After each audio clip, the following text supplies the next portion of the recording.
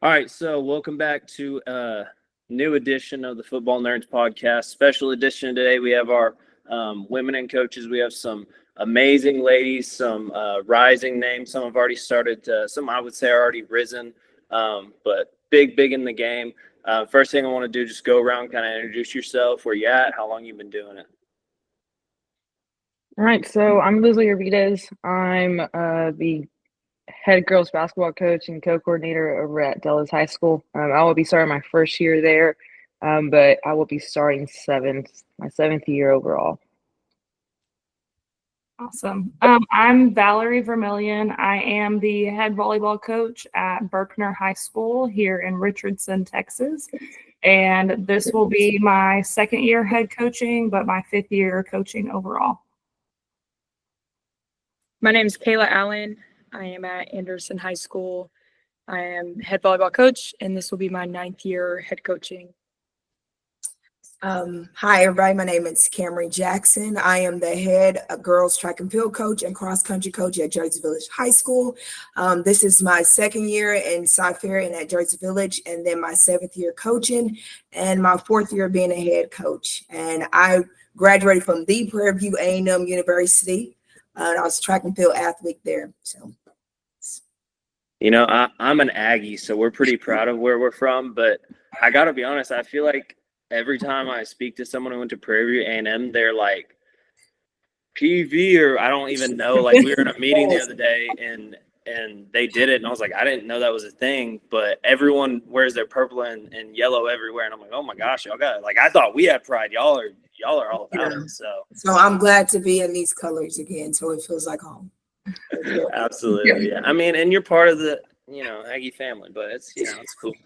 So we're gonna talk about some your philosophy, your style, some of the challenges. But I want to start with kind of what inspired you to be a coach. So Valerie, if you want to start us off, what's someone or something that inspired you to be a coach? Absolutely. Okay, I'm not gonna lie. From day one, I was one of those that I knew I wanted to be a teacher and I knew I wanted to coach. So it wasn't like a newfound, oh, I should do this, But I will say just kind of what really pushed it over the edge was when I was in high school. I got to the point where I hated volleyball. I hated going to practice. I hated just everything about it. I was over it. I was super burnt out.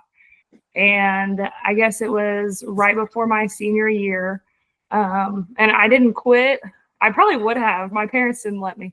And so right before my senior year, we actually got a new coach, and she came in and just completely changed my outlook on everything. I mean, she was amazing. And she actually hired me when I finished college. And I was her assistant over in Wiley. Her name's Sherry Oliveras. And so she made such a huge impact on me and pushed me to play in college. And so I went and did that. But essentially that was kind of my big push toward the end and got me back into coaching because she, kind of brought back my love for the game. So. Awesome. Coach Jackson, what got you into coaching? I think going into middle school and you're in track and field and you have a lot of athletes who are unknowledgeable about track and field. And I probably was like the only athlete who did summer track. And so when we got to track, all my friends would be like, could you show me how to do blocks? Could you show me how to do long jump? Could you show me how to get the baton? And so it became something I kind of loved to do. I knew my friends, right? And so I learned how to coach them in different ways. I knew Caitlin learned how to understand things a different way. And so when I was in middle school, I really found the love of coaching. I said I liked how I can, coach the same thing in like three complete different ways to get those kids my friends at the time, get them to understand what it meant to come out of the blocks. So I think that's where I really found my love of coaching. And then it kind of just grew because I just love track and field. And then just kind of grew from there. So nothing crazy, just, got caught in a moment where I was knowledgeable about sports and some others wasn't. So. Yeah, absolutely. I mean, I kind of think of it as like learning a second language. Like our first language is how we understand how to be coached and what makes sense to us. And then as you learn and develop, you learn these new languages of how to speak to different kids and teach them in different ways. So absolutely. Coach Allen, what inspired you to be a coach? I didn't really have any like big aha moments with like a specific coach or anything like that. I would say pretty much along the same lines. I'm competitive. I like the idea of structure. I like a challenge. So sports were just a really big part of me growing up. So yeah, pretty much just sports have always been a big part of me. And I wanted to help give back, be part of that experience for other girls. That's awesome. Absolutely. Coach, what were your views? All right, so like I would say it kind of started for me in my junior year of high school. I got injured and I had to take the bench seat for a little bit. And it made me like realize like this is not a bad gig type of thing. I then like decided because of my injury, I was like, oh, I'm going to be a student trainer. Did that, but it still wasn't the same thing. I knew that going after high school, even though I kind of had a reality check, and I said, well, I'm not good enough, I guess, to be able to go to the next level. But I knew I wanted to still be around the game because basketball is, has been an essential part of who I am. And I had coaches, especially my 7th grade coach, Coach Holcomb. She was the one that got me, fired up with the game. And so I was like, how cool is it to be able to get paid and be able to do something I enjoy and be around it. So I knew I couldn't be away from basketball. And so that's how I kind of decided to go ahead and be like, oh well, I'll teach and coach and jump into that journey. That's awesome. I think it's interesting how each coach has a little bit different story, but it kind of comes back to the same thing of realizing that connection or knowing from early on. That's kind of how I was. I got my start. I was playing NCAA football, and I was like, I really like calling plays. And then seeing my coaches who had a big impact on me really made me want to have that same impact, which it was perfect. I don't know if you read the questions ahead of time and you knew we were going to slide into the next question.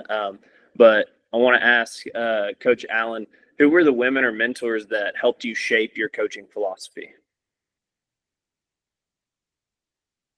I think the foundation of my philosophy kind of just comes from how I was raised, and how my mom was towards me as an athlete. There were just never any excuses. I joke all the time now, but I would come off and I'd be like, man, like I had a great game. Like I thought like that was good. And my mom would be like, really? Like you thought you had a good game? Like, I don't think so. And I remember in the moment being like, wow, like you're supposed to be my mom. Like, what are you doing? But now looking back, it was kind of like, yeah, I probably really didn't have a good game. And so I think like she was just the start of molding how I see things. And then I think like the biggest mentor to me would be our first girls coordinator when I got my very first head coaching job right out of college. She saw something in me that I didn't see in myself yet. And she's always spoke that into me. And that's kind of what's kind of helped me push forward and just really try to truly believe in who I am and that I have what it takes to be here and I belong in the room. And then I think just through THSCA, all the women through the Rock program and just connecting with them. And I think they've been really nice to have alongside us through this journey. I know a lot of us have been a part of that. And so very fortunate to have more mentors through the Rock program. Absolutely. Yeah. I mean, the Rock program can be such a big deal. We talked about it on. I'm getting my voice back. Like reverb. Does it sound good on everybody else's? Okay. Yeah, I think it's so important, the Rock program and what it gives back. I wouldn't be in any of the spots right now. I wouldn't know Jade and any of y'all, or even have a job that I have right now. So absolutely important. Coach Jackson, who's someone who kind of shaped your philosophy and coach who's meant a lot to you or mentor who's meant a lot to you? Definitely my AAU high school coach, Coach Brantley, rest in peace. He passed away this year. Um, he just had a different aspect on coaching track. I think everybody knows that when you go to track, people like run him in the ground, run him in the ground, run him in the ground. And that's not the type of coach his was. That wasn't a philosophy. He talked about, technical work. And I think that really stuck to me. I feel like I had a lot of success under him. And I felt like that's really carried over into coaching. In the way I coach my girls, and just understanding and teaching them, like, we don't have to run each other in. I don't have to run y'all in the ground for y'all to get faster, to get better. And I think the coach that's helped me with being able to relate to young ladies was my college coach, Coach Angela Williams at Prairie View. We're coming from our homes to go to college, and she just really just kind of wrapped us in her arms. I mean, if we needed anything, to this day, she would, move mountains to make sure it happened. And that love that she gave us while we were there for 4 years, it was incredible. And so I try to give that same love and support to my kids in high school, letting them know that, when you graduate, you still can come back and talk to me. You can hit me up if you need a recommendation letter. You can message me if you are getting married, you're having a baby. I want to be that person that you call. And when I had a baby, she came to the hospital, she brought me gifts, and she's just been that, just showing me that they don't have to just be a coach. They can be that person that's there supporting you outside of sports too as well. And then I feel like when I got into coaching, my first head coach as an assistant coach was Coach Thomas at Hempstead High School.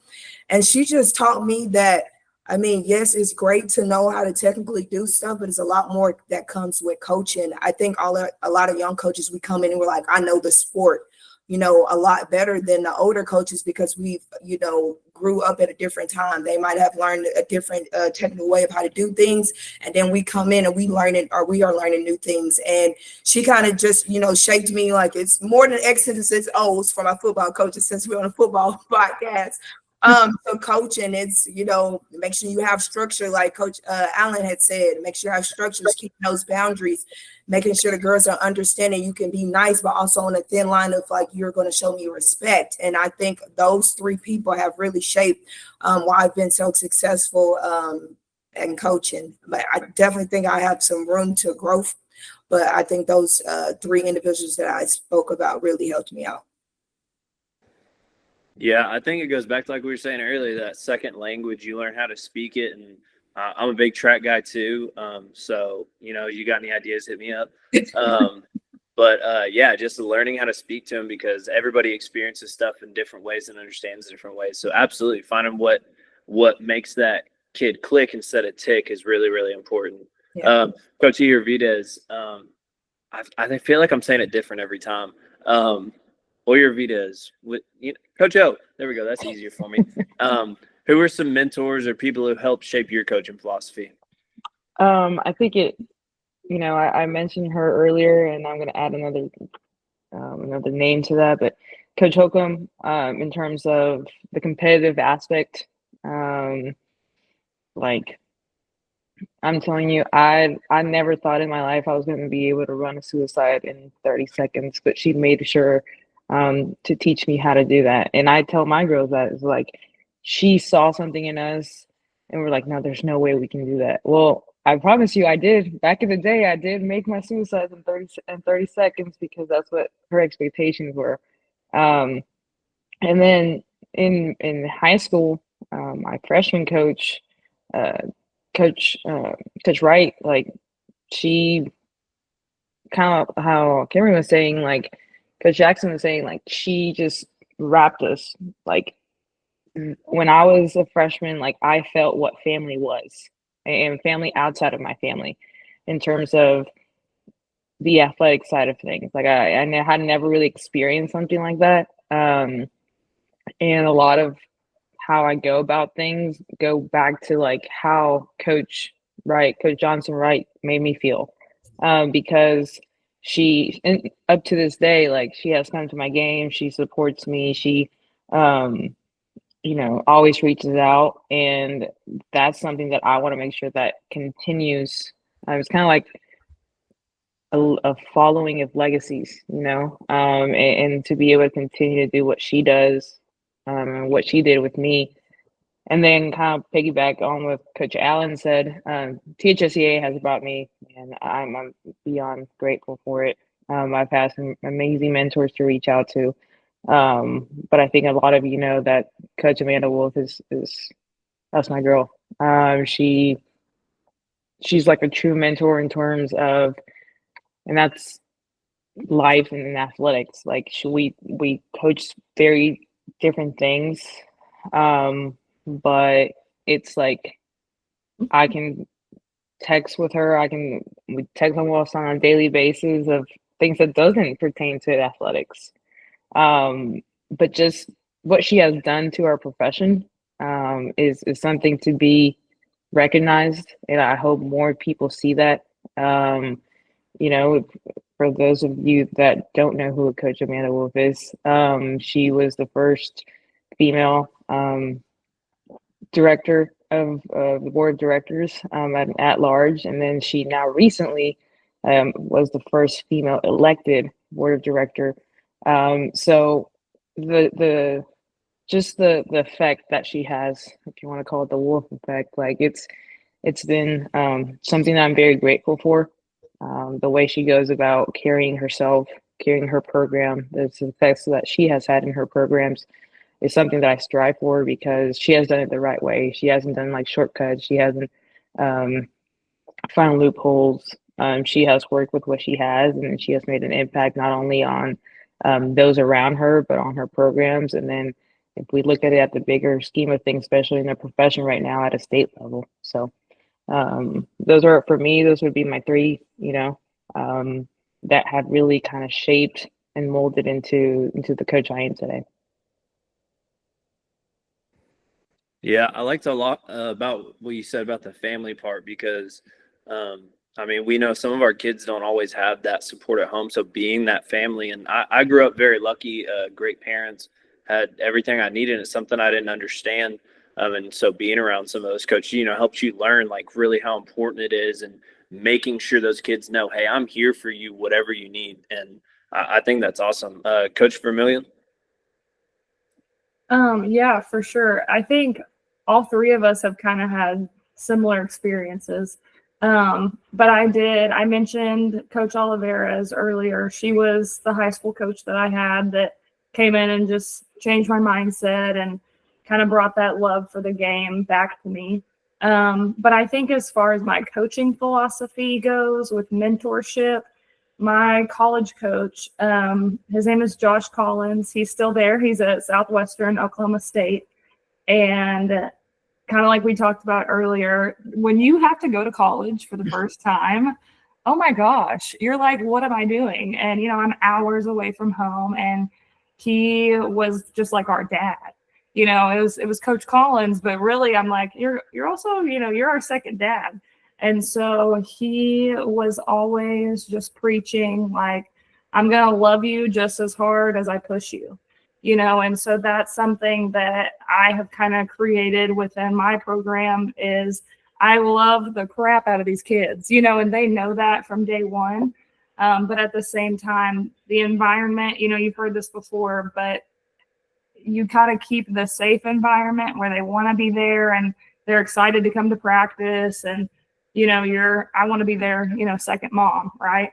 But at the same time, it's going to be uncomfortable. It's safe, but uncomfortable. And so just knowing that we're going to push you just as hard as we love you. And that's what I got from him. And, I played all 4 years for him. And, same thing like Coach Jackson was saying, he checks in on me all the time.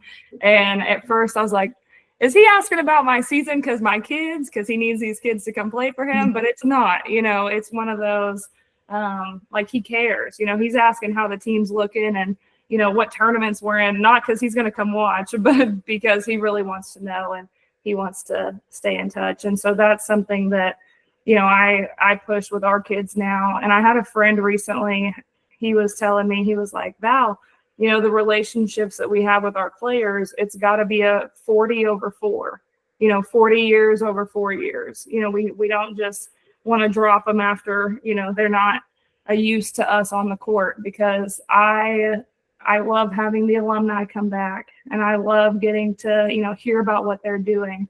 And that came from me learning from him, because that's what he's done with me. And so I got really lucky with a lot of my coaches growing up that, are still like that. And I had a club coach today that texts me, and he coached me 10 years ago. He's like, "Hey, how are we looking?" He doesn't even coach anymore. I'm sure he just saw something on Twitter. So that's the kind of relationship that I want to keep having, the same that all of us, had growing up as well. And it made such a difference to where we're on this podcast, because somebody did this for us, so we're doing it for them. That's awesome. I love the 40/4. I hadn't heard that, but that's true. Honestly, like, you want to have that connection going down the road. Rashad's got something. After that, I got a question going off script, but go ahead, Rashad. I know I wasn't on at the beginning. Yes and no, but I just want to, formally say I appreciate y'all jumping on here. When we started the Football Nerds, we were just trying to get, other like-minded coaches just to get on and talk ball. But then I think I was talking to Ross one day on the phone or in person or something. I was like, hey, we should kind of start including some of our women coaches, because, coaching isn't just about football. It's about all different sports. So when, I had this idea in my head, I just happened to also be around y'all at coaching school. So I was like, these are the perfect people, not only do we all know each other, but we all have something in common in being in the Rock program. And then every last one of you are head coaches, and you've also competed collegiately. So y'all were like the perfect fit for this, inaugural Women's Coaches Podcast. And I want to say I appreciate y'all jumping on here and giving us y'all time today. Thank you for having us. Yeah. Yeah, so as y'all were talking, that just kind of got me thinking, and this is open for anyone to answer. How do y'all keep in touch with your players? Like, what are your means? How do you continue to build that relationship past those 4 years? Because that can kind of be a challenge, kids lose track, we get busy, they move on to different places. So what are some of the things y'all do to try and stay in touch? I do this like probably every 2 months, called check-in, when I text every athlete that I have coaching. I say, hey, checking in. And they know, because I say it randomly. Some respond back, some is just going through a life, but I know they'll get back to me. And they'll just be like, hey, Coach Jackson, I'm doing good. School is going well. Most of my athletes are still in college, running track. They'll just say they're doing good. The ones that usually don't respond, either they're not doing what they're supposed to do, so they don't want to respond. But I try to tell them, like, I love you if you're not running track. Like, I'm here to support you, even if you're not, doing the sport that connected us. But I always just do those random check-ins, and then, like everybody else, tell them happy birthday when it's their birthday. But, just saying, like, I am here, because once they do get out of college and, they decide to do something, I know they're going to need a reference. And no better person than your coach. I mean, I'll jump a little bit into this too. Like, they get my Be Great messages too. They get to be part of that. I need to do better, I think, in terms as the years go by, it's more alums.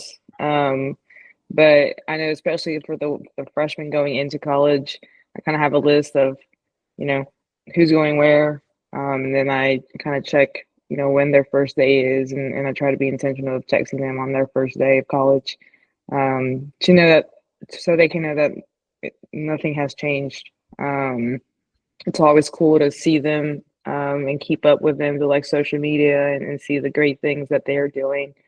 Or if something like unfortunate happens, to be able to attend those things, because personally for me, actually about a year ago, some of my former volleyball kids, their dad passed, and I moved mountains, and I said, I'll take the day. A day is not going to make or break me, but it's going to show the support that I care about them. And so I was able to do that. But just keeping in touch and being intentional. I think I've always said that a text message doesn't take you that long to send. a like or something, but just, reminding them that you are in their corner, not only in the highs, but in the lows. And I think that's when they really appreciate it. And that's how we make the lasting, the impact, rather than, oh, this is 4 years and then that's it. And then, because there are coaches like that, there are coaches where it's like, okay, you're done. Have a great life. If you really need me, I'm here. But it's like, are you being intentional about building those relationships? And we all know, like, a lot of the success comes from building those, especially afterwards. After they leave and they took on whatever's next for them. Yeah, and I think my biggest check-in time is really during the summer because I know they're home. And so, like you guys, a lot of my alumni that just kind of come to mind, they're still in college because I've only been coaching for 5 years. And so they're, either playing volleyball or they're not, or they're playing another sport. But I try to do a lot of my check-ins in the summer because when they're home, they kind of want to feel that normalcy, and kind of see the people that feel like home to them. And so I have a couple that, some of them that are playing, they want to come play, so I find ways to get them in the gym and hang out with them and, eat lunch or whatever. But this one was actually really funny. The other day, so I have two that just graduated and they're going to A&M and they're going to live together. They're not playing volleyball, but they're going to live together. I was waiting for that. And so I thought it was a terrible idea for them to live together. And I told them that. I was like, you guys, y'all butt heads all the time. Like, I don't know. And this was during the school year. And so they were like, no, we'll be fine. And so I took them to dinner this past week. And I was like, okay, we're here on business. We need to talk about how to be good roommates because I foresee this being an issue. And so we sat at this Mexican restaurant for 2 hours the other day talking about, when this happens, this is what you have to do. And so it was just so funny, like leaving that dinner with them thinking, like who else was going to do that with them? You know what I mean? I'm like, there's so many parts of life that like all of us do that kind of stuff every day. And we don't even think twice about it. Like we are their life coaches. We are their counselors. And so I was like, dang, that kind of just brings everything back to the why, why we do what we do. But y'all, it was hilarious. I mean, we had to talk through scenarios of, okay, this dish is in the sink, you're going to get pissed about it or are you just going to clean it, And so it was just so funny. But I think summer is a big check-in time for sure for me. So yeah, I'll bounce off that.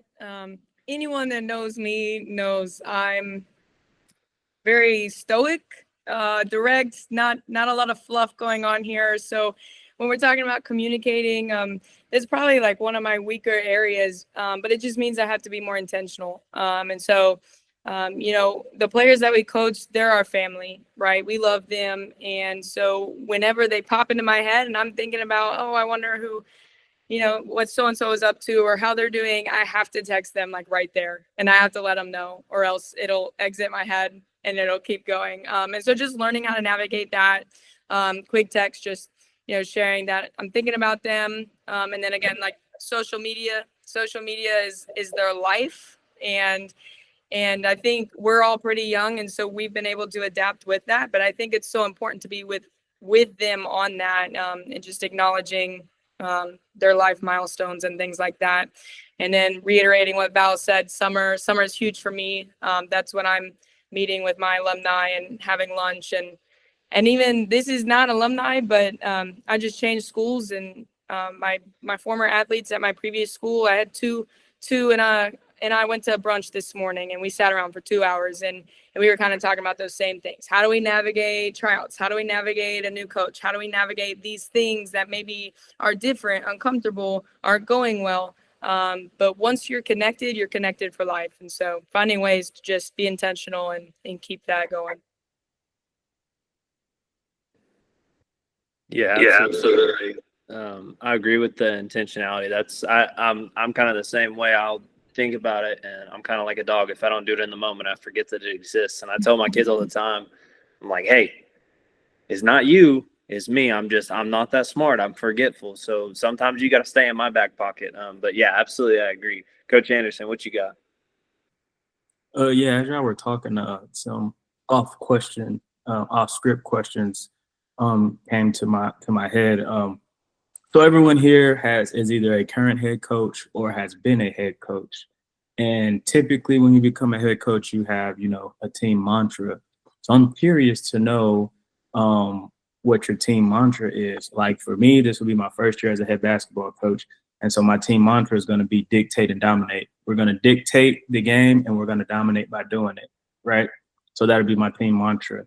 And then the second part of what I have to say is I want y'all to, you don't have to answer at this very second, but by the end of the podcast, I want your Mount Rushmore of women coaches. Also, I got some free boots the other day. Can y'all imagine me wearing some dang cowboy boots? Can y'all imagine? Hold on, I'm gonna go get them. Oh God, Rashad the Buckaroo. I knew he was about to say that he either had a picture or that he was going to show us. So when we did our podcast the other day, I'm from Gunner, very proud of it. There it is. I accidentally started this trend of show and tell because I went and grabbed my helmet. Okay, those nice. They're so clingy. If you put them on right now, your feet are going to burn up in Texas. I'll tell you right now. What's their like debut date? Like when are you going to whip those out? So since tomorrow is our first day of PD, I thought about tomorrow with I actually have a pair of bootcut jeans in the closet. They're polo though. So some polo jeans, throw on a polo shirt with my new boots. I might have to post it on Twitter or something. But y'all got the first access. I want to see it Friday night on the sideline. I was just about to say, I was like, we used to have, when I was in college, our football coaches, they had jeans and boots Friday. Too much. And every single football coach on Fridays wore Jordan jeans and Force. boots. Okay, team mantras. I'll go first. Go ahead. So coming into a new place, met with the seniors a few weeks ago, sat down with them, just kind of asked them what they wanted their season to look like, what they wanted when they left for it to be known for. And so they came up with our best. They don't want to settle. Our district is not very strong. And so it's going to be important for us to be able to play to the best of our ability while we're going through districts so that when we advance to playoffs, we keep accelerating. And so that's going to be our focus this year is us and not necessarily who's on the other side of the net. I'll go next. I think going to coaching school got me really onto you might need a mantra because my first year as a head coach, I really didn't have one. Also, I found I was pregnant in August. So it was a whole thing. So a mantra was not on my mind. But the second year I became the middle school coordinator and the head coach. I was still the head coach at the track and field. I was in a small district in Hempstead. It's only like 4 schools. So I definitely could be a coordinator and then be a track coach as well. And so we decided on standing on business. And I just think it was a type of community and kids that I was around. They were all about proving themselves and letting people know if I said I was going to do something, then I'm going to do that. And so it just really, it really helped those kids out. My freshman, I had 2 freshmen, sophomore and a junior on a 4x2 team, and they made it to state that year. And then also that that middle school group I had lost by like a point at the district meet for track and field. And so they was real. I really do think the mantra sells the program. And then fast forward into this year, I came into a new program, like Coach Allen was saying, you're kind of going in there like, what do these kids need? So, I was researching, I was paying attention what they lacked. And then just listening to some of the kids, and I'm like, okay. So I boys head coach, we kind of came up with the idea of champion mindset. And all the coaches here, I know one of the biggest things right now is mental game for these athletes. I mean, yeah, physical, we can coach all day long, but the mental aspect is a game changer if you really get the kids to lock in and really become mentally strong. And we decided to go with champion mindset. We had it on our shirts. We had, the kids, people came to practice. It's like, I don't really want to be here. That's not a champion mindset. I remember I said something one practice, my kids was like, that's not a champion mindset. I'm like, okay, let's go. The parents were saying it. The principals were saying it. And so my JV, going into a program you're trying to build. So I knocked most of all my kids down on JV because I just felt like we needed to develop more. And I had a smaller varsity, and that JV team, oh my goodness, they really had a champion mindset. They went out and won the JV district meet, and we started out with 97 points on the first day, and they were leaving no crumbs. I don't know if it was a Matro or me or them, but I'm going to say it matters to have something that you're going to stand for that year. And I'm hoping Coach Allen's what we stood for has that same success for you going in your first year, but I'm gonna keep it for a second year. I'm like, if it's not broken, don't fix it. And so, yes, if y'all want to steal it, champion mindset. That's how we come in. So that's what mine's been. And then I'm gonna have to get back to you on the coaches on Mount Rushmore. I needed more time to think about that one.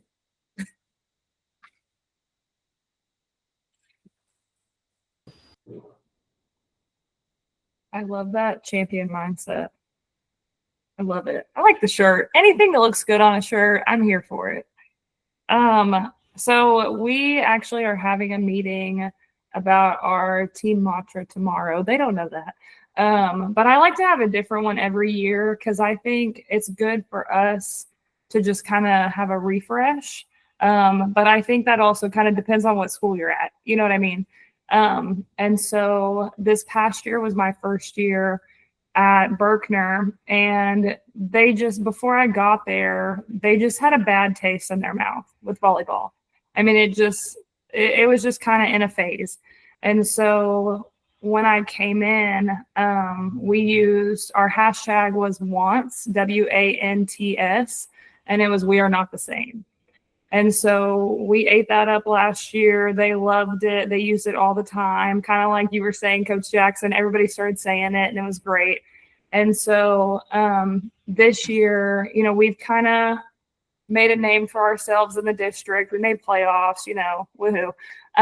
But this year, my biggest push to them is that, okay, we made playoffs. Now that's not just that's an expectation now. That's not even, I would call it a goal, but essentially it's not a goal. That's just what needs to happen, And so this year we're going to use same grind, new goals. And so and I'll say this is the first time I've ever been with a group of kids that I've never, maybe 2 days out of the whole school year, had to question their effort. It was amazing. You couldn't ask for more. And so I want to keep that same grind, but I have to improve their confidence to get higher goals. You know what I'm saying? So that's why we're going to go with same grind, new goals this year. So I'm excited. I think they'll like it. So we'll see. Surprise to them tomorrow. Well, for me, you guys know this will be my first head coach job, or is my first head coach job. So this whole summer, it's been a lot of the coordinator side of things that I've been learning from, and I haven't really gotten the opportunity to really meet with what the program is going to look like. But kind of like Val was saying, I want it to be different. Dallas girls basketball, back in the day was one of the best programs, and it just kind of have had its ups and downs. And so going in, I share with people that I'm moving forward. I don't want to look back and kind of see. I'll take how things were done and analyze those things and look at what traditions were built, but I want it to be a new era. And so I'm going to sit with those seniors and just really see what they want. I want it to be something that they're going to embrace, that they're going to be standing for. I don't want it to just be letters across a t-shirt. I want it to mean something. And so I feel like I keep going back and forth, like, should I just come in with something? Well, or should I give them some type of ownership to, it's not my program, it's our program. And so that's my mindset right now. As soon as we get going with school, I want to meet with them and hear them out and see what they want to do and what they want to accomplish. And then give them the opportunity to come up with something. Previously where I was at Bridgeland, we did like that. We did something like that too. Every year was different. It meant something different for each of those senior groups and those classes. But I think it's important to have them have their voice, because if I come in, I'm like, oh, I'm gonna stamp in with be great. Like, they don't understand that, like I can talk about it. I mean, I promise you, I'm never gonna forget one night, just going off topic a little bit, but one night before the leadership summit, I think 2 years ago, I was just thinking, and I literally woke up in the middle of the night, and I was like half asleep, but like I wrote be great, and each G through T means something. But I've taken it as, for me as a coach, and what those things are and what I want overall my programs to look like. But what's the point of me bringing that in if they're not going to buy into it? Hopefully those characteristics, those are the things that I want to see, because that's what I want my program to be founded on. But I want to give them and the freedom to be able to come up with something that that's going to be theirs and that they're going to embrace. So I'll get back to you guys on that whenever we decide what our launch is going to be for the year. Yeah, we got to know those so we can hashtag them, like all of them on one post, and be like, all right, repost, retweet. Like, no, I love it. That's awesome stuff. When I took my first job as a head track coach, I was still in college working at a private school, and I went with nothing left. Having that mentality of whatever you're doing. I mean, it's track. Not everybody likes to do it, but you go out there and you leave everything out there. You got nothing left.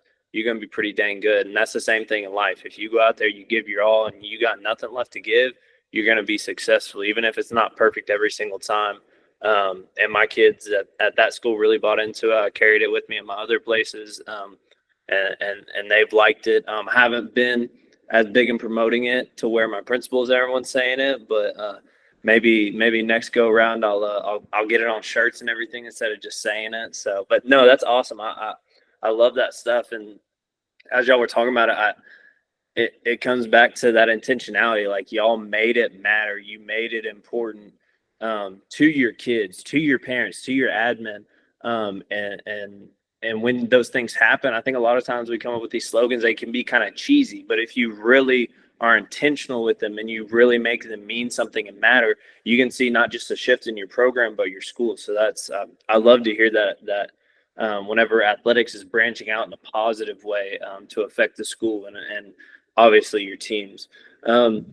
So kind of going into that, kind of piggybacks off of that, what are some values that y'all prioritize, something that you really emphasize within your program that you want your athletes to exhibit or show? Coach Jackson? I had a feeling you was going to start with me first. So I'm really big on your energy sets the tone of the room. And so when I come into a room, I'm coming in with energy. I'm still teaching my kids how to come into a room with energy, but I'm coming in, letting them know that you are in the room. And I think that carry on over to life and everything else. And then another thing is discipline. I feel like that has helped me out in every aspect of my life. So I'm constantly teaching my kids what it means to communicate.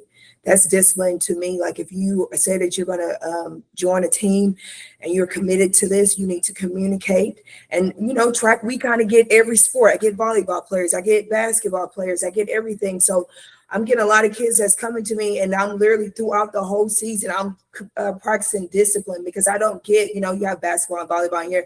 I don't get a team and we stay a team and then we're done. No, I'm like getting kids throughout the season. And so throughout the whole season, I'm trying to teach discipline. Like, if you're not going to be at practice or if you're late, you need to communicate with me. If you're going out of town 2 weeks from now, you need to tell me 2 weeks beforehand, and then tell me a week beforehand, and then tell me on that day. Because if you have a job or if you're in a wedding with one of your friends, you would want to give them that same type of communication. And then faith. I think all of us coaches are in here thinking the same thing. Like, I'm doing all these different things. Like, I'm telling them the right things. I'm using the right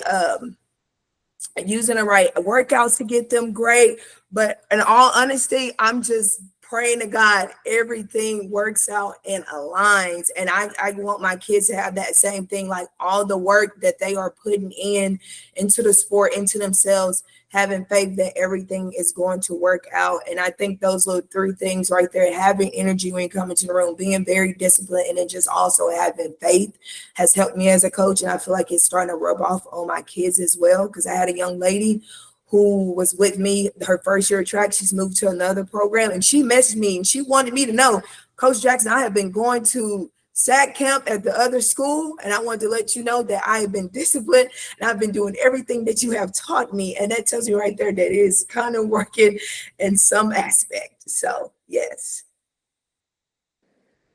Absolutely. I mean, that communication, like, it is so big, especially being in track. You got people going everywhere. But I mean, like we talked about, that connection, if you keep that communication, that connection can continue even more. So building that value of, hey, it's not just communication of, hey, I want you to be here, but hey, I'm here to help you. So I love that. That's awesome. Coach Oyervitas. Yeah, I'm gonna go back with what Coach Jackson said. Faith is my first one. If you guys know me, like, that's a lot of what I've done, and the success I've had I stem it back to that. And kind of like Coach Jackson was saying, is your athletes start to pick up on that. And I always say, like, at the end of the day, whether I pace the sideline or I get, in my passionate state on the sideline, like, my goal is for people to see God through me. And so if I'm able to do that through my athletes, like, that's already a win, because I was fortunate enough to be an FCA sponsor at Bridgeland, and I could tell that, like, how much that impacted the relationships I had, not only with my kids, but all of our athletes that came to FCA. If there was something, at their church, or if there was something within FCA that they wanted to do, the excitement in their faces to come and tell me or share with me, hey, coach, like, I'm leading, our youth group this week, or I'm already winning. It's not on the wins and losses column, but that for me is already a win. The next thing for me is accountability. I think if I am able to keep them accountable, they keep themselves accountable, and the rest of their teammates accountable, it just helps all of us to level up, because it's the accountability part of, we got to do better. And whatever that capacity might look like, it's like, I know, like, Ross, you and I have heard this probably the last week or so about leveling up in Fort Bend. And I think it's a great thing to think about. It's a great thing to keep in mind, because it starts with the accountability part. If I'm saying I'm going to be at practice at 5, don't come in at 5:01. You better be here at 4:45, because it's those little things that sets people apart. And my goal is to be able to make sure that my kids understand that. So when they go after they're done with me, that they're able to keep themselves accountable, and those that they work with. Discipline, like Coach Jackson said, like, I'm a big disciplined person. That's what gets you through the tough things, through adversity. And so if I'm able to instill that in them, and obviously it's a big deal for me because my coaches did that for me. They held me accountable, and they held me like, this is how things are going to be done. And so that's the expectation. But overall, just making sure that we're moving them in the right direction. And there's so many other moving pieces that we could sit here and talk about, because athletics is not just these three things. It's more than that, but those are some of the main things that I think about, and I try to really emphasize starting. I did it back at Richmond, and I hope to do the same thing now at Dulles. Absolutely. Just constantly moving forward, constantly improving. That's such a hard thing to do, I feel like, nowadays, because there's so many things that pull not just kids but adults in different directions that stop you from moving forward and stop you from improving. So instilling that's something I'm sure all of our coaches instilled in us. So giving that back is absolutely just important and great stuff. Coach Allen? Yeah, I got three big things that kind of like are an overarching umbrella. And those are attitude, effort, and just team mentality. So your attitude, are you being a good person? Are you being nice to yourself? Are you being nice to your teammates? Are you being nice and respectful of the game? Your effort, that's one of the mantras that I've had, just, relentless effort. But really, like, I feel like that's misconstrued a lot because people are like, oh, like, you want me to be perfect every day. And honestly, like, I just want your best. Like, I just want you to come to practice with what you got and give what you got. Because I'm not always going to be 100%, but I'm going to give you all that I have. And I expect you to do the same. And then my last one is just being a teammate, like being good teammates. No one is above the standard. No one sticks out from the group. We're a team, we're a group, we're a unit. And that's kind of just how the program runs. So those are my three that I think over the years, like when I first started coaching, it was like, yeah, I got this acronym and they each have this. And I think I even took like the core value and hooked it up with a Bible verse too. And I was like, yes, like this handbook looks beautiful. Like we're going to be really great. And then like I got 2 weeks into season and I was like, I don't even remember like what R stood for, like, and so like reflecting and going through like our rock program and things like that, we had a lot of conversations about, when people ask you like, what are your core values? What is, your philosophy? What is your why? Things like that. You should be able to pull it out right then and there. And so over time, those have been the three that have really stuck. And so attitude, effort, and team. Yeah, I really like that. I use it a lot more with my kids in class. I'm like, hey, you may not be 100%, but give me all your 70%. Give me all your 30%, whatever it is. And I think that's really important. Absolutely. Coach Vermillion? Yeah. So I feel like Kayla, I'm cracking up. We make these acronyms and we're like, oh yeah, this is the one, and then you're right. What was the R? We don't remember. But I think all of us kind of like, just as coaches, we kind of all have very similar core values because we know that's what works. You know what I mean? And so I have kind of caught myself within this this past year at Berkner. I came into a different situation from my last school. And so just different in all areas. It's definitely a lower income campus. It was lower academically. And just the structure in general needed so much help. And so a big one for me this past year was just structure. And I didn't really like vocalize that to them, because they're like, well, yeah, we're going to do what you tell us to do, on the schedule. But structure, and that goes off of discipline, like y'all talked about. And it has made such a difference for them because a lot of them aren't going home to structure. Like a lot of my kids are raising their siblings right now, and they're having to work and they, we have to adjust. And I have kids I'm seeing them getting dropped off in Ubers and, so it's a different ball game. But the structure is huge. And I'm trying to teach them how to create their own structure if they're not getting it at home. You know what I mean? And so that's been a big one that I've taught, is the structure and the discipline. And then leadership. I think we always tell our kids to be leaders. We want you to lead on and off the court and in the classroom.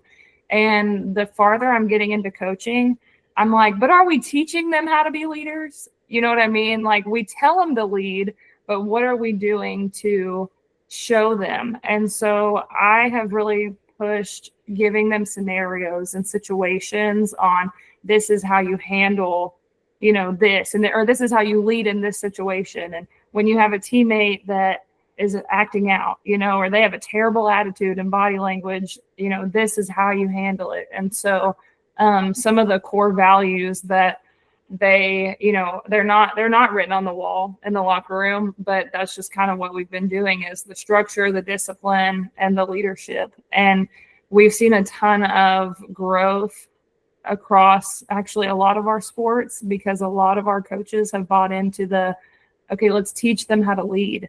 And so that's been a fun change for our kids, because their confidence has just gone through the roof because they just haven't been taught, you know what I mean? And so that's been the really big ones for us this year. So it's been fun. And of course, we're going to keep building on it. So. I love that. I mean, that's one of the things I love about being at Hightower. Coach Anthony, I remember when he was at our Rock Symposium and talked about being a master coach. And then every time I hear him talk to the kids about how to be a leader, what to do, what that looks like, and it's every single day. It's not, ooh, when we feel like, ooh, when something went wrong. It's every day. I'm just like, that's something I want to emulate. That's what I want the kids to get. So I think showing them how to do that, how to do leadership is so important. Our next question, I've kind of been feeling this whole time, because I'm sitting in here with, you know, all these big wigs, head coaches, accomplished people. So have you ever felt imposter syndrome, and how do you move past it, or how did you move past it? Coach Allen?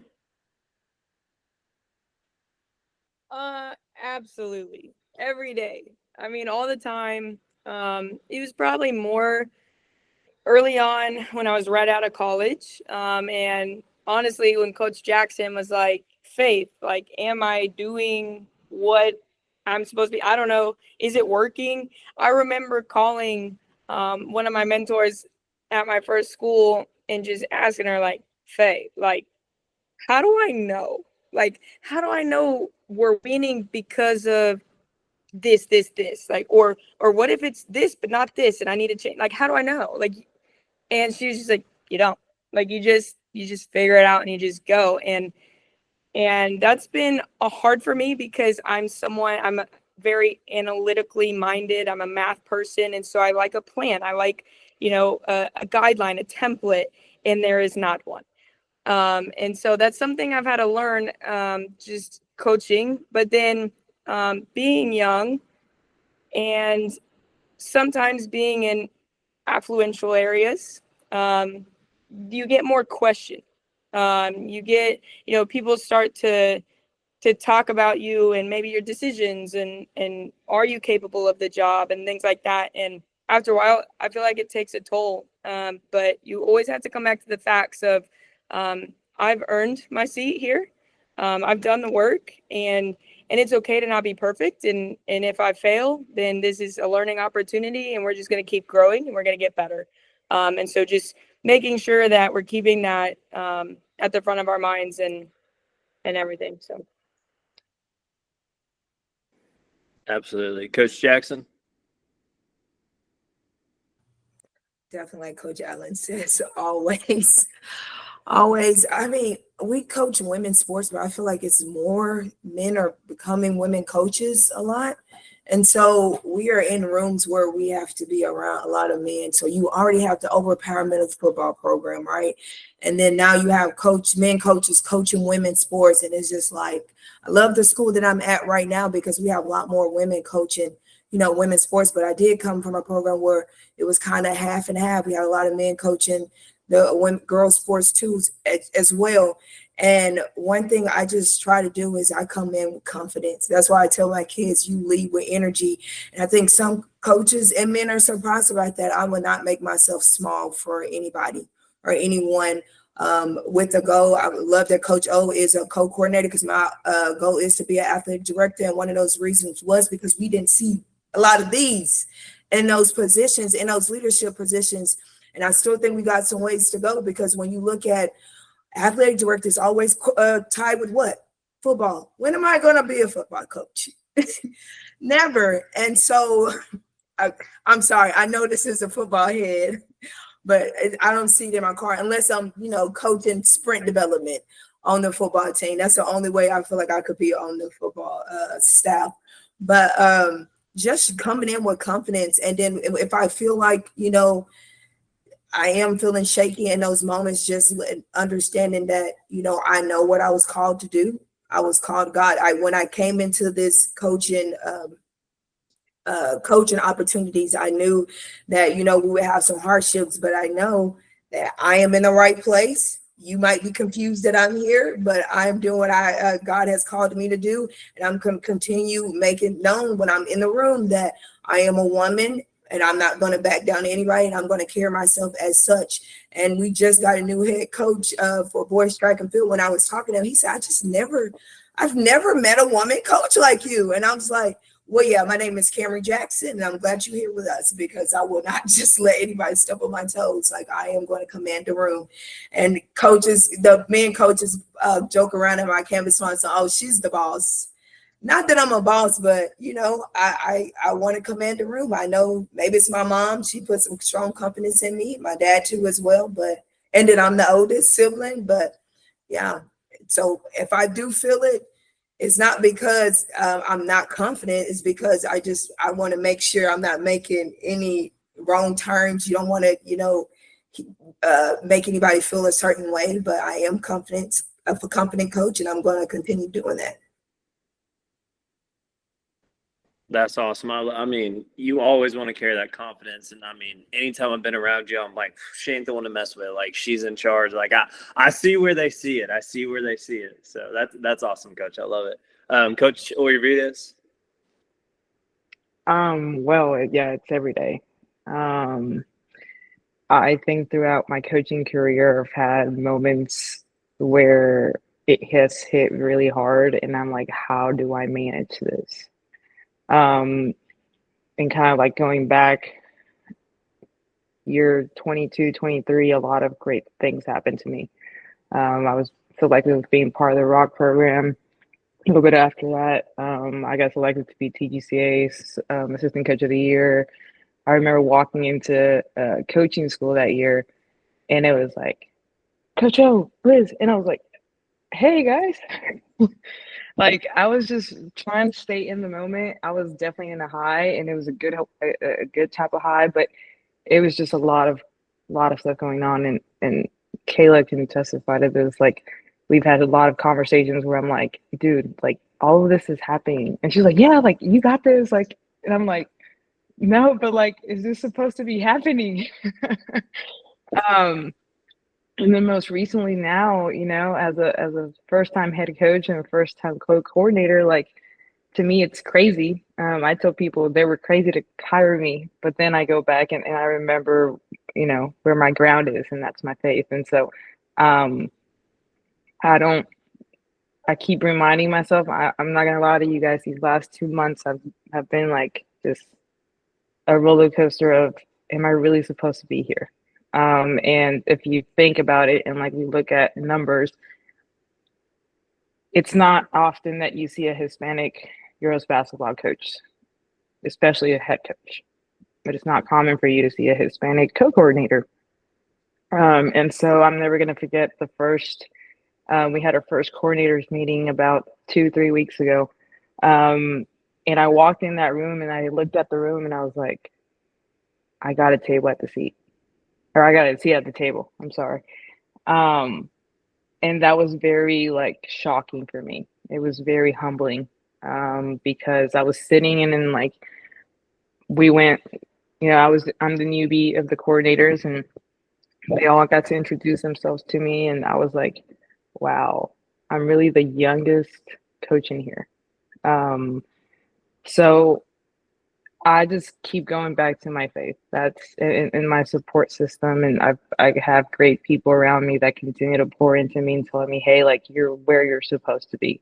And I know you guys do such a big deal of hyping me up, which I appreciate, but like, like coaching school, you guys know, like all y'all were like, where are your tags on tags on tags? I'm like, no, like, I didn't go to THSCA and I said, hey, I need all these tags. I need you to put me in all these like things. But at the end of the day, I just want people to know that I'm Coach O, I'm just Liz. The titles come and go.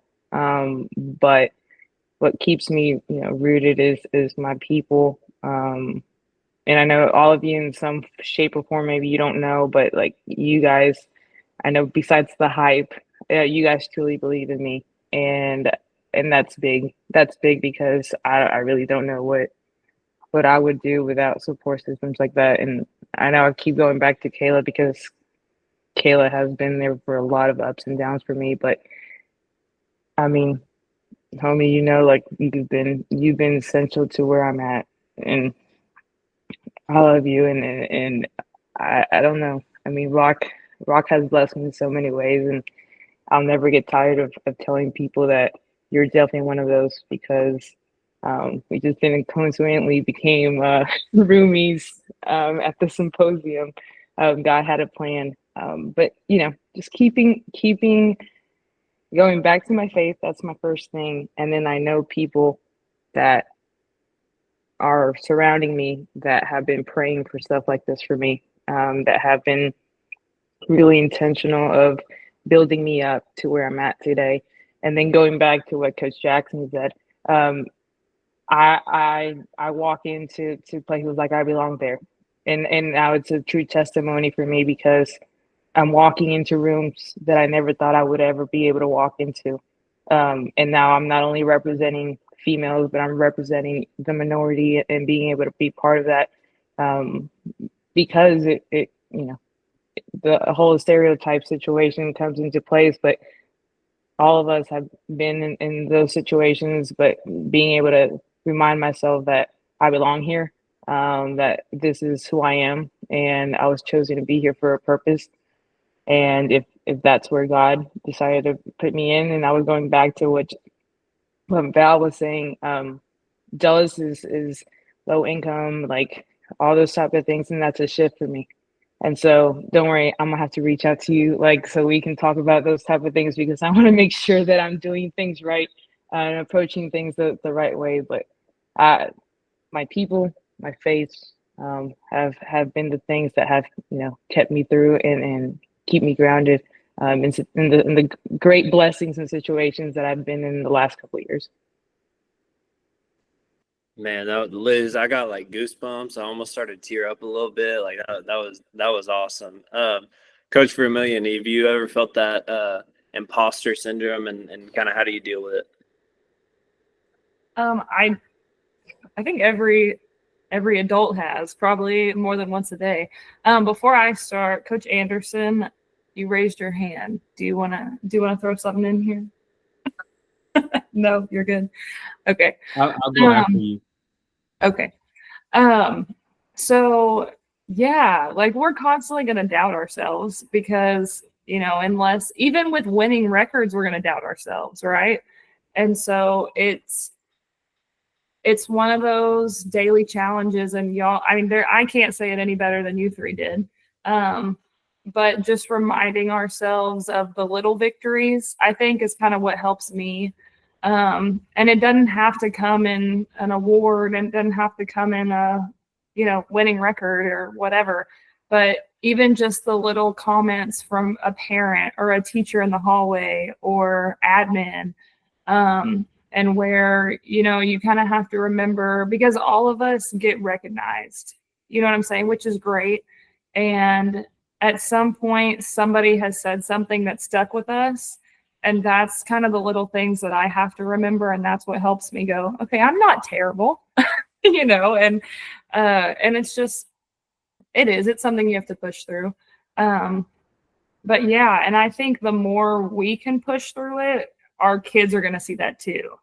You know what I mean? And if because as soon as our kids, if they ever see that we're doubting ourselves, oh baby, like that's not good. And so just being able to have each other, and we sound like a rock promo, and this was not planned. We all are rocks, right?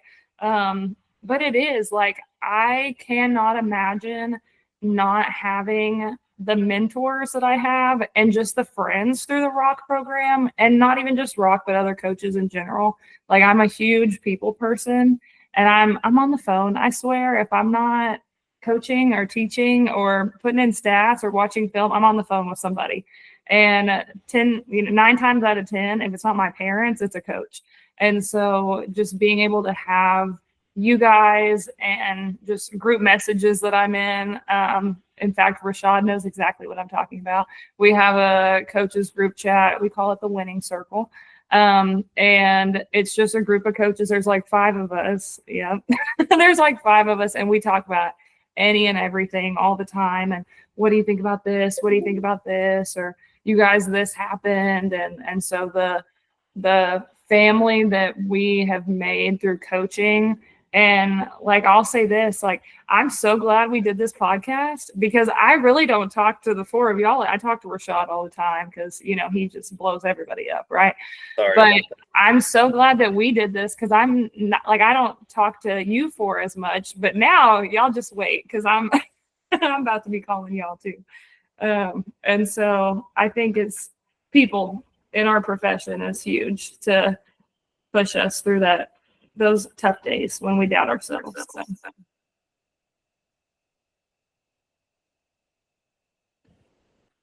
Coach Anderson, what you got? All right. I think as far as the imposter syndrome, so I mean, everybody here knows how kind of the personality I have, right? Me and Coach Jackson, damn near the same person. You know what I'm saying? We both the same person. So, but as far as the imposter syndrome, right? So before the Rock program, so me, Val, Ross, and Cam, we was all in the same class. But Kayla and Liz, like, I saw y'all from afar before that.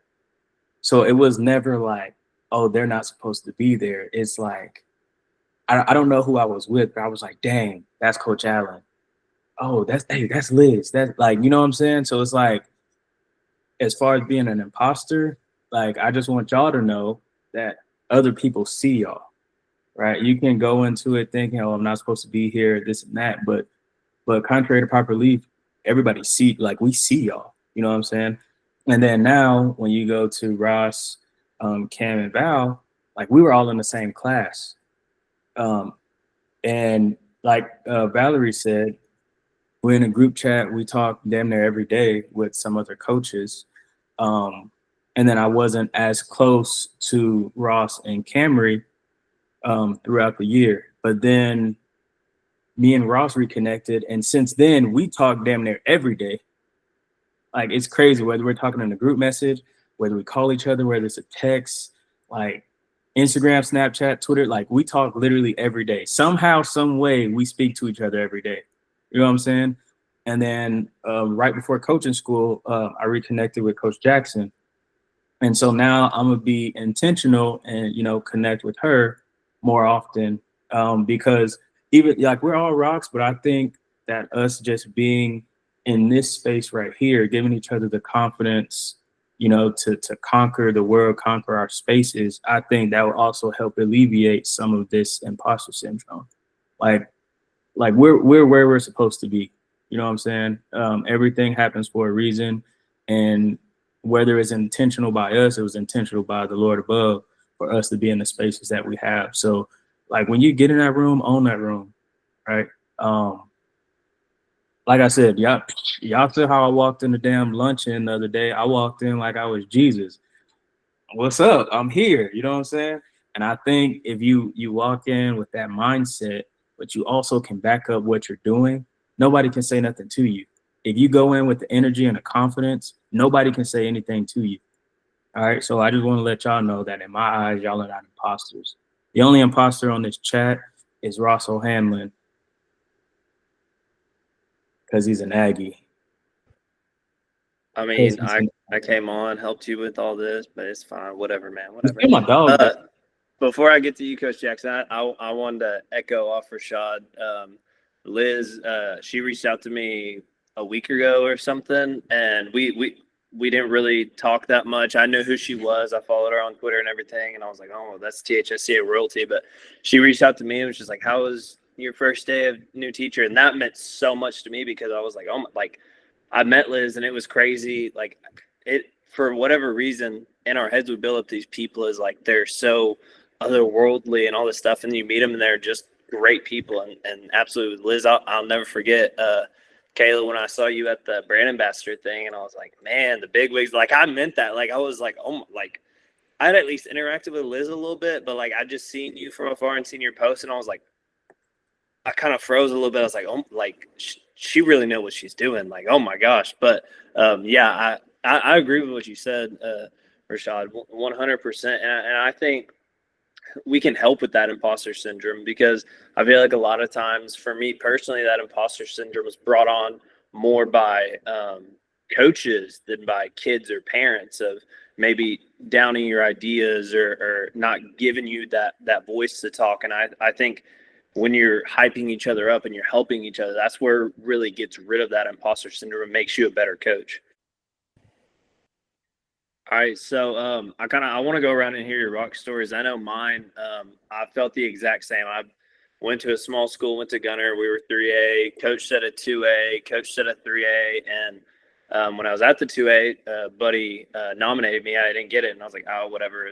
Not that big of a deal. I like my small school. I like my small style, and so I wasn't that worried about it. But then at my next school. It was Mike Thornton. I'd taken a class with him, and that guy, if you don't know Mike, whether you're an Aggie or not, he is a phenomenal human being. Like, you need to get to know him, just not even for any help or he's just cool dude. Like, he will talk to anyone. You can't miss him. I think he's about 12'4". But he reached out to me on Facebook and was like, hey, would you want to do the rock program? I was like, yeah, sure, whatever. And then I got it. I didn't expect to get it, and I just felt like, do I really belong here? And I tried to back out last minute, and I'll never forget getting that call from Libby.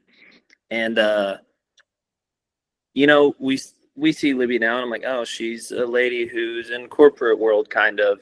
And then she reminded me very quickly that, yes, she did coach, and she was pretty good at it.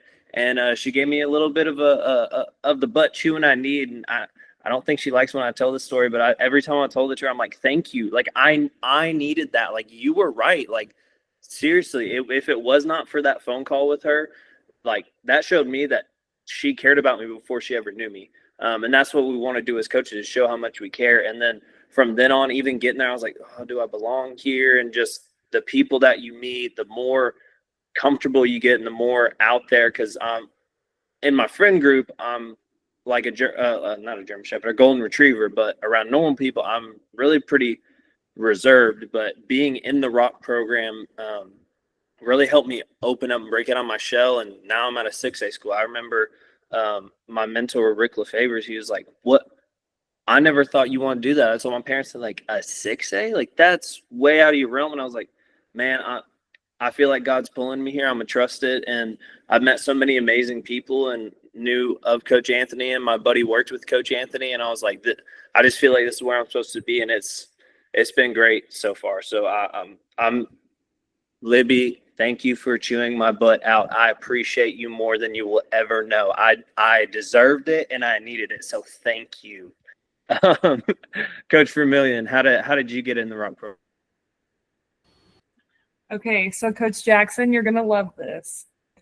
So I was nominated. Actually, I'll backtrack, but yes, you're expecting this correctly. So I was nominated by Jessica Linson, who has also been one of my mentors.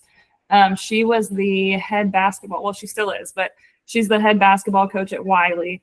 And I was an assistant volleyball coach at Wiley. And we just hit it off, and we're like best friends. We hang out all the time. But she had just met me. It was like summer workouts.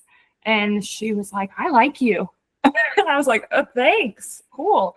And she said, I'm going to nominate you for this rock program. I had never been to coaching school, knew nothing. I'm like, THS who? Like, what is that? And so she was telling me, like, you have to come to coaching school with me. you need to up your network. And I was like, got it. Okay. I just did whatever she told me to do. And so she nominated me for the rock program, and she was a mentor. She was a rock mentor. And so in my mind, I was like, of course I'm going to get in. Like, she was a mentor, you know, and I did not get accepted. And so I was disappointed. Actually, I was so sad. I was like, oh man, because that feels like a loss, you know, like we just lost a game. And so I was super upset, but you know, get over it, right? Well, it was a few days later, and I was not as good as you, Coach Jackson. I did not reach out to anybody. But a few days later, I guess our year, Camry, they had a couple people say no. And so it was you and me. And so they let both of us in that thing. And I remember I was so excited when Libby called me. She was like, hey, you know, we had somebody drop out. And I was like, yeah, you know, let's go. Good for them for dropping out. So their loss, my gain. So anyways, it was funny. And I mean, sure enough, I got asked to be an advocate. So I came back and got to go to the, you know, symposium this year. And that was super fun. And now I'm just, you know, I hope they all listen to this, but I'm going to beg and find a way we got to stay in this program. Like, whether we're advocates, brand ambassadors, I'm like, we all need to be mentors. Like, this is it right here, this group. And so I'm like, you guys are never getting rid of us. So however we can do that, just because, I mean, it's been amazing. Like, I love everything about it.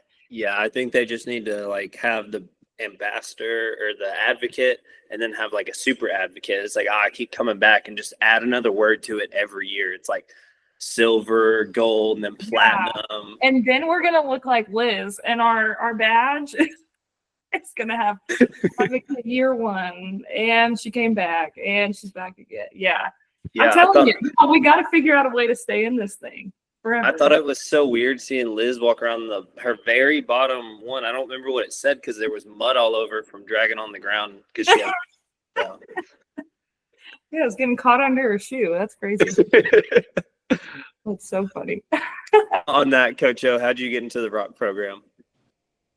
Well, my association with THSCA goes way before I even started coaching.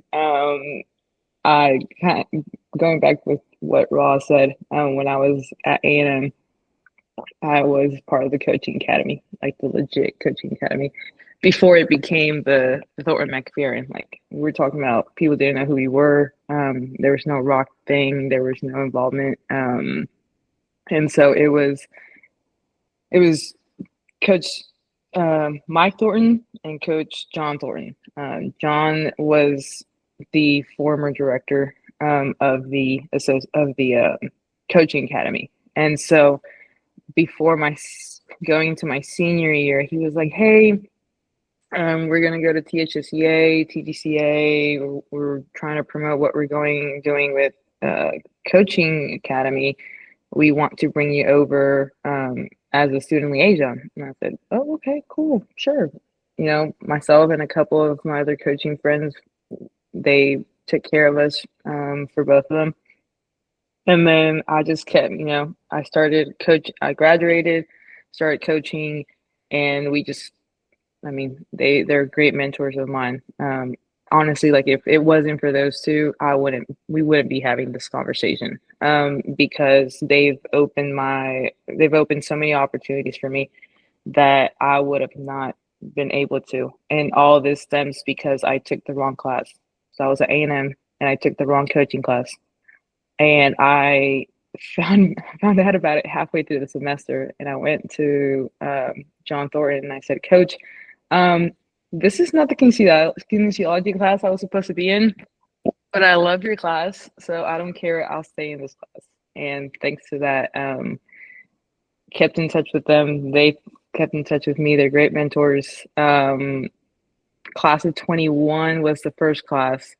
And so I remember seeing that because actually one of our coaches when I was at Richmond was in they called it the OG class. I'm like, okay. And in the OG class. And I was like, that's really cool. Like, I want to be part of that. And then the year after that,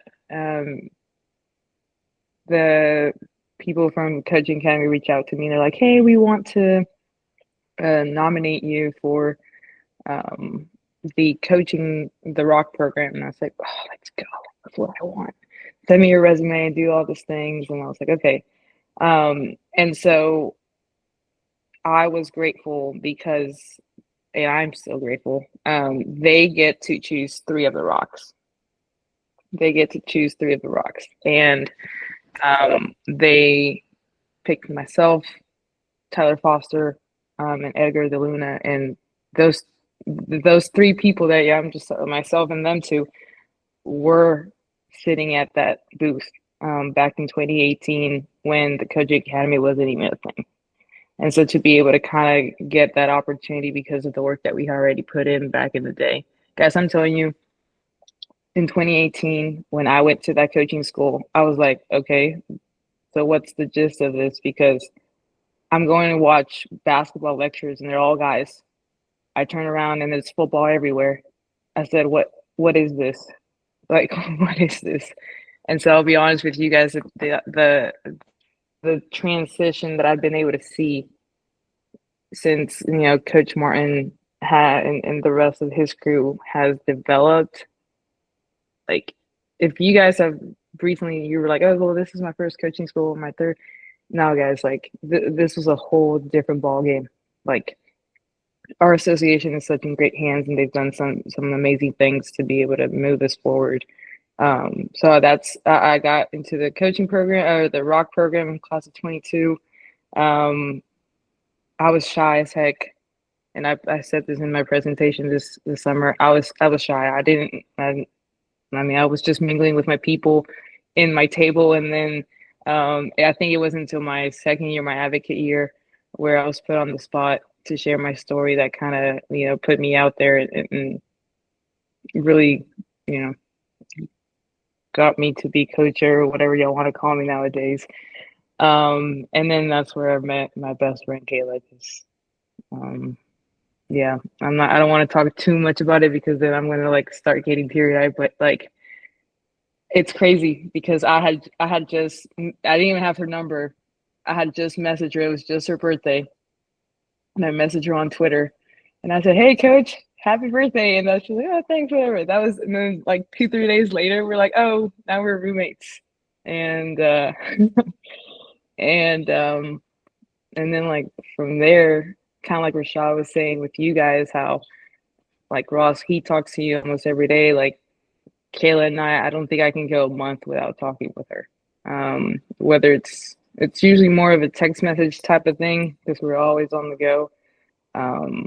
But she knows a lot of things that a lot of people, they see the tags, but they don't see the stories that her and I have talked about, the downs, the no's, the highs on both ends from her side and my side. And I tell her that, and I tell it out to the people. She's one of the best things that came from the Rock program, besides all the great networking and the other friendships that I've been able to build. But yep, that's how I'm here. That's how we're here. And so I get the honors to finish it off, Coach Allen. Man, you're gonna make me tear up. My rock story, I was in Marshall, Texas, East Texas. Kind of not a lot of people, unless you've been to East Texas, you really don't know where Marshall is. Okay, Jeff. Yeah, girl. Okay. So I went to ETBU, and then I really had no intention staying in Marshall. It was kind of long story short, my student teacher had told me that the volleyball coaching position was going to open, and I was like, no, I'm going back to Dallas where I grew up. My dean of kinesiology, his wife was the principal. He came up to me on graduation day and was like, I think you need to apply for this. I was like, no, thank you. I'm going home. And I ended up staying on for my master's. And I actually had a conversation with the superintendent about starting a backpack program for their athletes. And he literally walked into my office the next day and was like, I need you to come be our next volleyball coach. And so I felt like it was like a God thing. And so I stayed on at Marshall and really just kind of drank water from a fire hose and just figured it out as I went. And our girls coordinator there, Jody Satterwhite, had just been kind of put into her role, and she was changing things. And so she brought in a lot of good people, and Jake Greedle, who's now at Bastrop, he eventually became our head coach there, and he was very big into THSCA, still is. And it was 2 years I was at Marshall. They were like, we're going to apply you for this. And I was like, why? Like, okay. I've gone to TGCA. I didn't really understand the idea of networking, of connecting. I didn't really feel the need for it. And so I was just like, okay, whatever. I was selected. And when I was selected, I was like, you know what? Like, I don't think I'm going to do that. Like, I've got club. I coach softball. Like, I don't have time for that. I can't commit. And they're like, you got chose. You're going to do it. Like, you will make it work. And I was like, yes, ma'am. Yes, sir. Like, when they speak, you don't say no. So, did it. And like Liz, I don't get out of my shell. I stick to me. Sometimes like I'll walk right past you because I'm just like narrow focused. And so that's kind of like how that went. That first like symposium was just kind of like, okay, hi, like, yes. And I got asked back to be the advocate. I got to speak on a panel, and I thought that was so cool. And that's really, I feel like when I started to open up within like meeting other coaches, meeting new people. Literally while we're on this call, I got a text from Charles Ament at Sci-Fair, who was at my advocate table 18, and like just a long message about encouraging us for this new school year. And it's like, I never would have had those connections if it weren't for the Rock program. And so now I'm just a super big, obviously brand ambassador, but really big advocate for THSCA because they do everything to connect you with coaches that you never, ever would have talked to if it weren't for them. Like us here, like we never would have hooked up probably if it wasn't for them. And I think that's so cool. And it just helps us build a little community. And then it also just helps us push each other forward. And so I guess that's my little story. Yeah, she'll get so tunnel focused that she'll just come up behind you and take a creeper video and then just keep walking and not say hi or anything and then send it to you. And you're like, what happened? And I'm like, oh, was she coming up? Like, is she going to put me in a chokehold? No, here's the deal.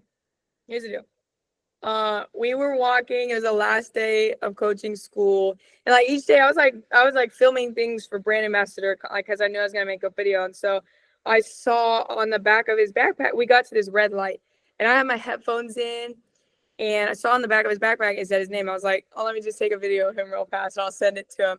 But then like, I don't know what happened. You like peered off to the side and like stopped for a second. You came out of a parking garage.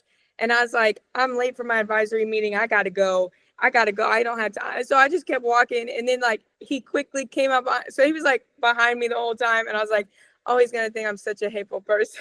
But I was just like, I don't have time to talk. I got to go. And I did. I DM'd him on Twitter and sent him the video. And I admitted that I walked right past him. Sorry, Ross. It's all good. I was on like, I have to get coffee into my system immediately. And the whole time I was walking behind you and I was like, I think that's her, but I need coffee first before I talk to anybody this morning. And then you sent that to me. I was like, oh, that was her. So I love hearing y'all stories, and it's crazy the connections because Foster, he's my boy. We took a summer kinesia, or what was it, first aid class together, and we were both like, I really don't want to be here. I want to enjoy my summer, but I know I got to get this to get my degree and stuff. And he actually was a head coach at Jefferson for baseball for a few years. And then my best friends in coaching, they're married. One played at ETBU and the other one, or played football at ETBU, and the other one played softball at ETBU. His wife, she's from New Boston.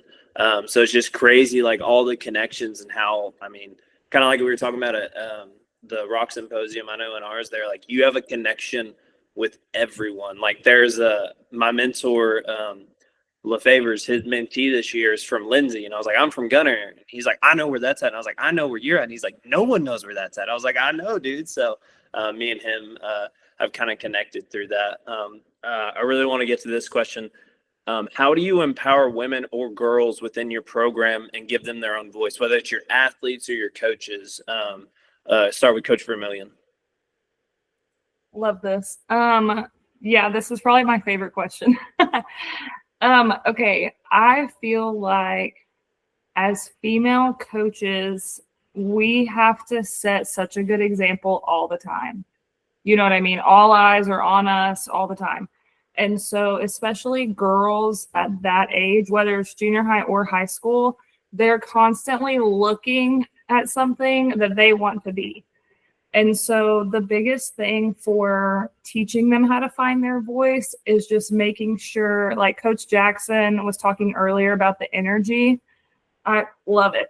Like, we have to show them that it's okay to bring the energy to the room. It's okay to turn heads. It's okay to speak up. And once we have kind of given them the confidence to do that, like, I want it to be to the point where they don't shut up. You know what I mean? I'm like, I want them to voice how they feel and what they see and what they're learning, or, you know, I want them to question, you know, within reason, but I want them to question things, and because that's how they learn and that's how they're going to become good leaders. And I think all of us had mentors that did that for us, and coaches growing up that, you know, shaped us the same way. So just being able to be that example every day, you know, and tell them that it's okay. Stuff is going to get really hard, but it's okay to speak up. Don't be quiet, you know, push, because if people didn't do that before us, we wouldn't be where we are. So. I love it. Coach Allen? Yeah, I think that's great. Definitely modeling for them. I think it's really important to me that we make it a priority to talk about what happens when things don't go right. What happens when you fail, or you have self-doubt, or there's pressure and anxiety and all of those things. Teaching them that whether things go well or not, we reflect. Okay, how can we do better? What can we change next time?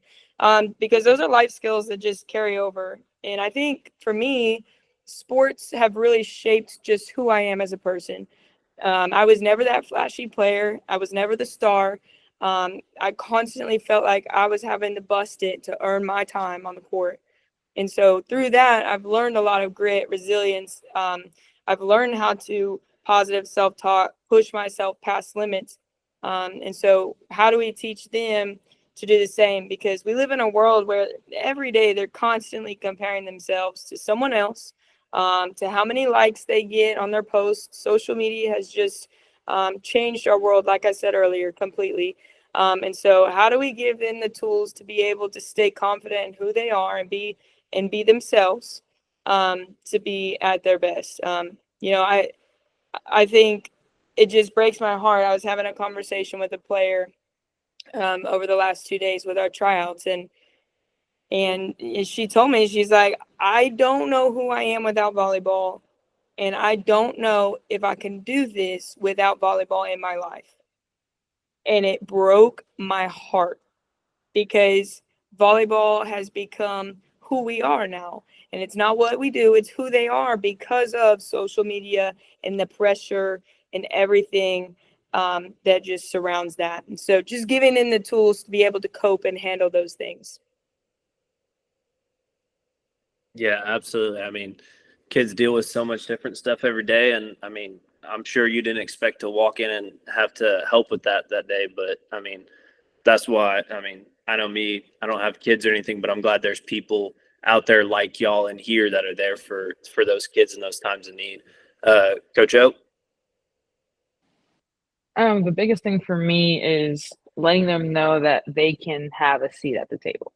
And one thing I heard, I think it was last year, if there's not a seat for you, you pull a chair to the table, because every girl has a story, and every girl deserves to be part of the conversation. We've I'm sure all of us have been in situations like that, and they deserve to know that their voice is going to be heard. It might not be the first time, but if we're consistent we're intentional, and we show up, even though they tell us, "Oh, you're a girls' sport, like you are just kind of on the side, like you're just volleyball, you're just girls' basketball." Like, no, like you're an athlete, just like the football player, just like the baseball player.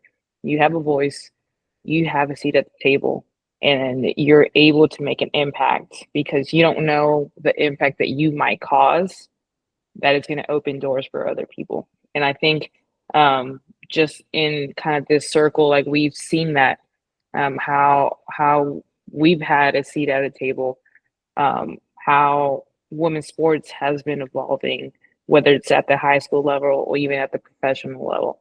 And they need to know that. They need to know that they have the power to be part of it.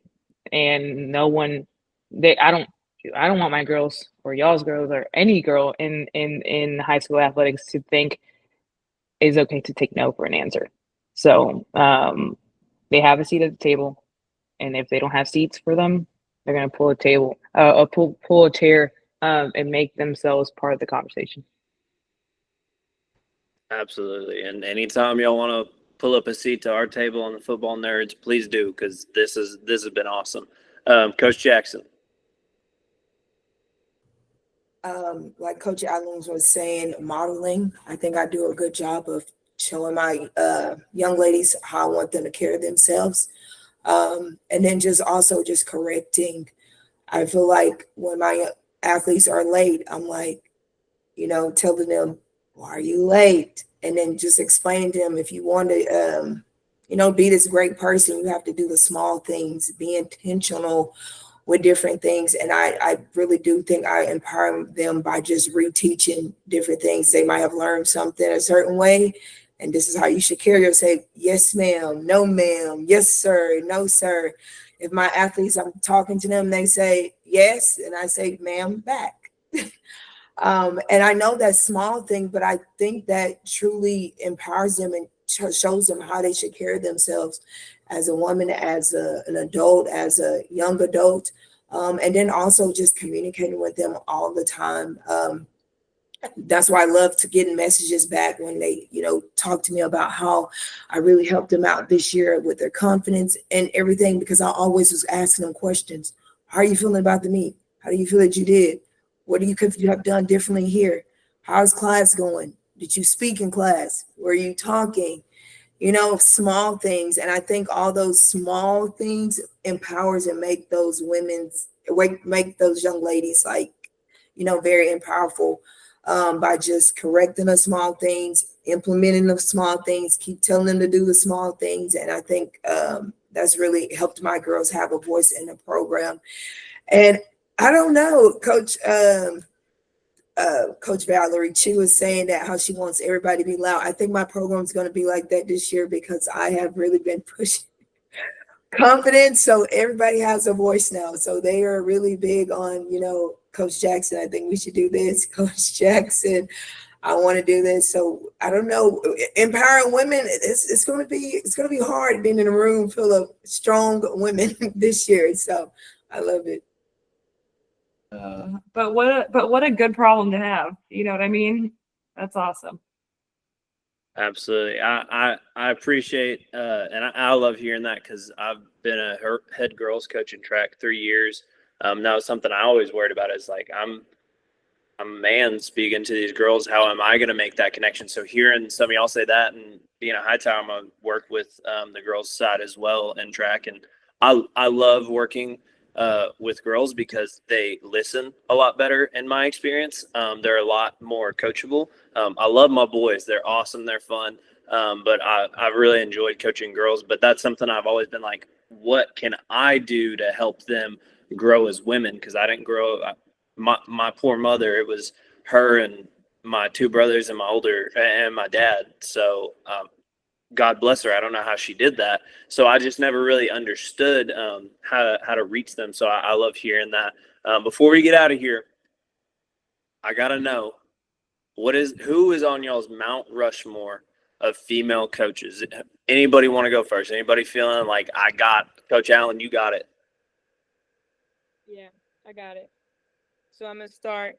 because y'all are probably gonna take this one too. But Pat Summit, she's just OG, like transformed entirely. And so she's up there. I think next for me, volleyball wise, would be Kristen Booth, who was at Creighton.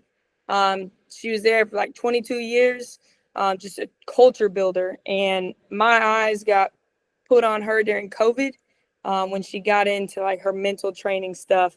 And she did really cool things. So that's my number 2. My number 3 is Danny Buscom Kelly at Nebraska. She is just bold. She is real. And she is just she turned over Louisville and now she's at Nebraska. She walked into coaching school last year. I was sitting over in a booth and I looked up from my phone and I was like, that's DBK. And she looked at me and we made eye contact and I was just like, and she just nodded. I went to tweet and I was like, oh my God, I just saw DBK at coaching school and like I'm fangirling. And she liked it and commented on it. And I was just like, life made. So that's number 3. And then my number 4 would be Dr. Susan Elza. She is just shaping the future of athletics. It was so cool meeting her through the Rock program. She's just such an out of the box thinker. I really admire her. So yeah. That's awesome. Coach Vermillion, who you got? Those were good. How do you follow that? Like that is Mount Rushmore. I'm going to throw one more in there just because it's kind of a recent, I feel like not a lot of people knew about her before this past volleyball season. But Katie Shoemaker-Cawley, so she's the head volleyball coach at Penn State, and they just won the title this past year. And she was diagnosed, and Kayla, I know you're going to know the answer to this. She was diagnosed with breast cancer. Was it right before season or was it during season? I can't remember. I think it was like early in the season. She was diagnosed. She had to go through tons of treatments and she never missed a practice. And like when I heard that, I was like, holy crap. Like I can't imagine like how you push through that. And then she ends up freaking winning the title. And she was the first female to do it. And so it was just like, it was jaw dropping. I feel like for a lot of people. So she's going to be one that I add to Mount Rushmore for sure. Coach O, who you got? And y'all are just stacking up. I'm going to add Becky Hammond. She is the head coach for the Vegas Aces. But for me, it was more of her being the first female assistant, on board with the Spurs, with Coach Pop bringing her over. I think she has turned heads in our basketball world. She has all the accolades to back it up. She's definitely a GOAT in my eyes. And I know we've been talking about, a lot of the college stuff, and I'm not bringing her up just because she's a great friend of mine, but just in our profession, just here, Amanda Wolf, like what she's been doing and the things that she's been, the paths that she's been trailblazing for us is something that a lot of people don't have the courage to do. And so I think, along with a lot of other great high school coaches, she deserves to be up there because we don't have a voice without her being on the board. And what a great example than her to be able to lead us. And now, like, it's crazy. You go from her being the first one to now we have like 3 females on the board because of her. If it wasn't her, who knows, right? And then I'm a big basketball, obviously. Carl Lawson from Duke. I love how she carries herself, how she carries her program, and the values that she instills in them. It's more than basketball for her. And she has changed Duke, and she's been putting them back on the map. And I think it goes back to a lot of the things that she's doing beyond basketball, that is really, impacting not just her program, but our coach, or coaching world. And then lastly, I'll add Dawn Stanley. She's revolutionized a lot of things. South Carolina wasn't on the map if it wasn't for her. The way she has fun with what she does, but she means business, and I think that's a good combination to have. I mean, you can see it with the success she's had in the last couple of years. So, I'll add those three to all of the greats that Coach Allen and Val have added. So Coach Cam, Coach Jackson, you get to bring us home. And I feel like I am the worst person to bring us home. I've been looking and I've been thinking, I just really cannot, because obviously we are in a woman panel, right? And we're trying to highlight women, but a lot of the coaches that I'm thinking of right now are men. And so I'm like, oh God, they just named so many great women coaches, but I'm going to name one. We're going to just do one for me. Coach Beverly Humphrey, she was the head coach at Lancaster High School for years and the coordinator. And I think growing up, I think she was the one that pushed me to want to be a coordinator or an athletic director, because she was a track coach, head track coach, and an athletic director, and a woman. And I don't know if you guys watched her program growing up. I don't know if y'all watched track and field at all, but Lancaster's program, they just carried themselves a certain way. Like during coaching school, I got to hear, when I first started coaching, my first year, during COVID, around that COVID time, I got to hear her speak, and she was saying how she did small things like having the girls wear white t-shirts and shorts. That helped the program change. And then the uniform, if you're known for the program, they would wear a uniform for the 4x1, and by the 4x4 they would have a whole different uniform on, and it just created that team camaraderie. And I mean, she had state championships after state championships after state championships, and just the program she was just building there. Now they're still really good, but I feel like that time she was there was just crazy. And to just watch her, I mean, Texas has some of the best track and field in the United States, and they can at me at that. It just, to watch her was just crazy. I haven't fell in love with a college coach yet with track and field, because I just feel like this male dominant, and then it's always changing. But for sure, her for high school coaches, track and field, she is freaking awesome. And all the volleyball coaches, if y'all want to support this year, my sister's in her senior year at Washington University. She is the DS and libero for them, and she did get to play, the coach you was talking about from Penn. They definitely got beat. But they're a great program. That's awesome. I'm gonna go ahead and give y'all mine, and it's just all y'all gonna be on that Mount Rushmore. Y'all are great coaches, great people. Really appreciate y'all coming on here. If you didn't know, we're trying to get a sponsorship with Canes. So with every purchase, because you were on here, just tell them you're on Football Nerds, and they'll give you a free water with every purchase you make. So yeah, I know. You can't get deals much better than that. So I said we're working on it. I didn't say, I mean, they don't know that we're working on it, but we know. So that was such a dad joke, Ross. Thank you. That's what I'm known for. Hey, but appreciate y'all being on here. Anytime y'all want to come join the Football Nerds Network, absolutely come on. We're here for it. Anything we can do for you, just reach out to us. And we all got this connection now, so y'all are part of the Football Nerds Network universe now. So we said it was the first time I came on. It was our second. It was actually our Lost podcast that we want to expand out of. We want to start with football. Obviously, we want to expand to other sports, and that's when Rashad came up with this idea. And I was like, you read my mind, dude, because I was kind of thinking that already. But thank y'all so much. Like, this was awesome. I know we didn't get through all the questions and everything, but I think the tangents we went on, like that's made it great. So yeah, that's all we got. Thank y'all for joining us, for real, and good luck this season. I know y'all are gonna kill it.